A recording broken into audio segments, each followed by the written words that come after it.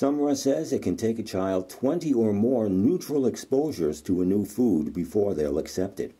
According to Sumra, that neutral exposure can be letting a child play with the food or push it around on a plate.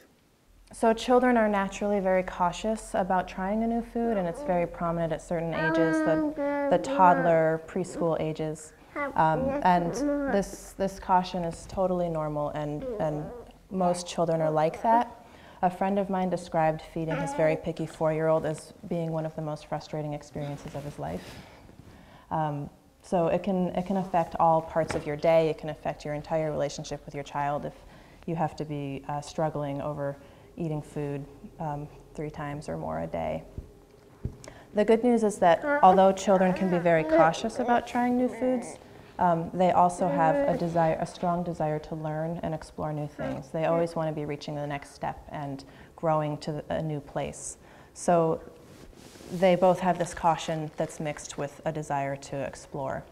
And I think the hard part for parents is to realize how much patience it takes and how much time it takes for children to become comfortable with a new food. Sumra says allowing your children to play with Swiss chard or help somehow in the kitchen allows them to become more familiar with the foods they're timid to try.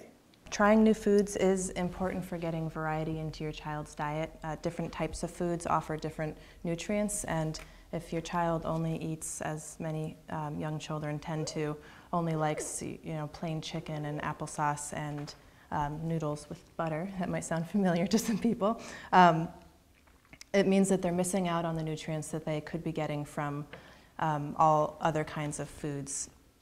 So that's why it really matters, and it's important to work towards introducing new foods to your children so that they have a palate that can accept all kinds of foods. The neutral exposures to food Sumra talks about can sometimes lead to a parent's frustration, but if you stay persistent, odds are you'll win in the end.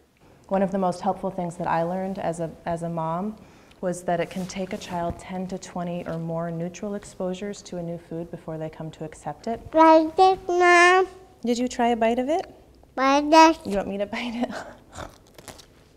it? Chard.